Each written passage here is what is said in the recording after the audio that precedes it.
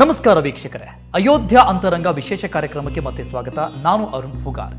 ಇವತ್ತಿನ ಈ ಕಾರ್ಯಕ್ರಮದಲ್ಲಿ ಸೀತಾಮಾತೆಯನ್ನ ಅಪಹರಿಸಿಕೊಂಡು ಹೋದಂತ ರಾವಣ ಲಂಕೆಯ ಅಶೋಕವನದಲ್ಲಿ ಸೀತೆಯನ್ನ ಬಂಧಿಸಿಟ್ಟಿರ್ತಾನೆ. ಇದೊಂದು ಕತೆ. ಈ ಸಂದರ್ಭದಲ್ಲಿ ಶ್ರೀರಾಮಚಂದ್ರನಿಗೆ ಅವನ ಬಂಟ ಹನುಮಂತ ಯಾವ ರೀತಿಯಾಗಿ ಸೇರ್ತಾನೆ, ಅಂದ್ರೆ ಯಾವ ರೀತಿಯಾಗಿ ಭೇಟಿ ಆಗ್ತಾನೆ ಅನ್ನುವಂತಹ ಕಥೆಯನ್ನ ಹೊತ್ಕೊಂಡು ಬಂದಿದ್ದೀವಿ. ಸೀತಾಮಾತೆಯನ್ನ ಅಪಹರಿಸಿಕೊಂಡು ಹೋದ ರಾವಣ ಲಂಕೆಯ ಅಶೋಕ ವನದಲ್ಲಿ ಸೀತಾಮಾತೆಯನ್ನ ಬಂಧಿಸಿಟ್ಟಿರ್ತಾನೆ. ಸೀತೆಯನ್ನ ನೋಡಿಕೊಂಡು ಬಾ ಅಂತ ರಾಮ ಆಂಜನೇಯನಿಗೆ ಹೇಳ್ತಾನೆ. ಅದಾದ್ಮೇಲೆ ಆಂಜನೇಯ ಲಂಕೆಗೆ ಹಾರಿ ತನ್ನ ಬಾಲದಿಂದ ಇಡೀ ಲಂಕೆಗೆ ಬೆಂಕಿ ಹಾಕ್ತಾನೆ. ಆ ಕಥೆ ಹಾಗೆ ಮುಂದುವರಿಯುತ್ತೆ. ಆದ್ರೆ ಶ್ರೀರಾಮಚಂದ್ರ ಮತ್ತು ಲಕ್ಷ್ಮಣನಿಗೆ ಆಂಜನೇಯ ಸಿಕ್ಕಿದ್ದೆಲ್ಲಿ ಅಂದ್ರೆ ಆ ಕಥೆ ಅದ್ರ ಬಗ್ಗೆ ತಿಳಿದುಕೊಳ್ಳೋಣ. ಕೆಲವೊಬ್ಬರಿಗೆ ಗೊತ್ತಿರುತ್ತೆ, ಈಗಾಗಲೇ ಋಷ್ಯಮುಖ ಪರ್ವತ ಎಲ್ಲಿದೆ, ಏನು ಆ ಕಥೆ, ಅದರ ಹಿನ್ನೆಲೆ ಏನು ಅಂತ. ಈ ವಿಶೇಷ ಕಥಾನಕ ಏನಂದ್ರೆ ಜಟಾಯು ಕಥೆ ಈಗಾಗಲೇ ನಾವು ಕೇಳಿದ್ದೀವಿ, ಅದ್ರ ಬಗ್ಗೆ ಹೇಳಿದ್ದೀನಿ ಈಗಾಗಲೇ. ಜಟಾಯು ಕೊಟ್ಟ ಮಾಹಿತಿಯನ್ನ ಆಧರಿಸಿ ಸೀತೆಯನ್ನ ಹುಡುಕ್ತಾ ಹೊರಟಿದ್ದ ಶ್ರೀರಾಮಚಂದ್ರ ಮತ್ತು ಲಕ್ಷ್ಮಣ ಈ ಇಬ್ಬರು ಸಹೋದರರಿಗೆ ಅವರ ಪರಮ ಭಕ್ತ ಶ್ರೀರಾಮನ ಭಂಟ ಹನುಮಂತ ಭೇಟಿಯಾದಂತಹ ಮೊದಲ ಸ್ಥಳ ಏನಿದೆಯಲ್ಲ, ಆ ಮೊದಲ ಸ್ಥಳನೇ ಈ ಋಷ್ಯಮುಖ ಪರ್ವತ.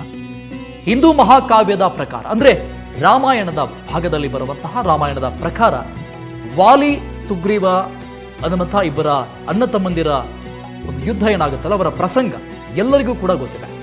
ಸುಗ್ರೀವನಿಗೆ ಸಹಾಯ ಮಾಡುವುದಕ್ಕೆ ರಾಮ ವಾಲಿಯನ್ನ ಕೊಲ್ತಾನೆ.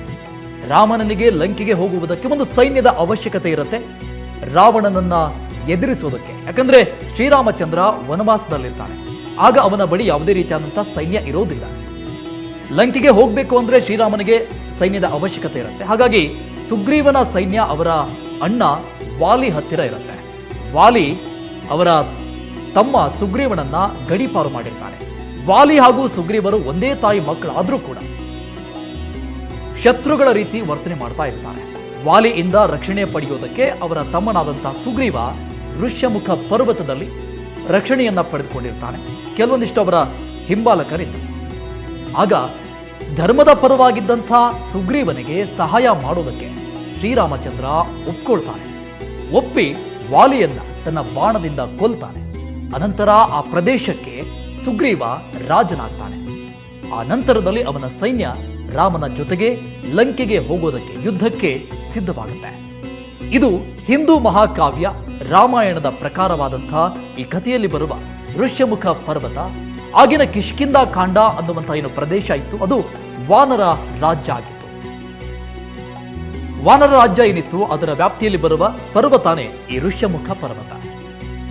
ಹೀಗೆ ರಾಮನ ಭಂಟ ಹನುಮಂತ, ಶ್ರೀರಾಮಚಂದ್ರ ಮತ್ತು ಲಕ್ಷ್ಮಣ ಇಬ್ಬರನ್ನ ಸಹೋದರರನ್ನ ಭೇಟಿಯಾದಂತಹ ಸ್ಥಳ ಈ ಒಂದು ಋಷ್ಯಮುಖ ಪರ್ವತವಾಗಿದೆ. ಅಯೋಧ್ಯೆಯ ಅಂತರಾಳದಲ್ಲಿ ಅಡಗಿರುವಂತಹ ವಿಸ್ಮಯದ ಜೊತೆ ನಿಮ್ಮ ಮುಂದೆ ಮತ್ತೆ ಬರ್ತೀನಿ ಮತ್ತೊಂದು ಕಥಾನಕದ ಜೊತೆಗೆ. ನಮಸ್ಕಾರ.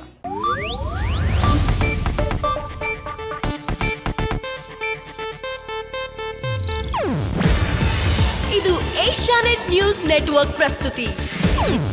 ನೀವು ನೋಡ್ತಿದ್ದೀರಾ ಏಷ್ಯಾನೆಟ್ ಸುವರ್ಣ ನ್ಯೂಸ್.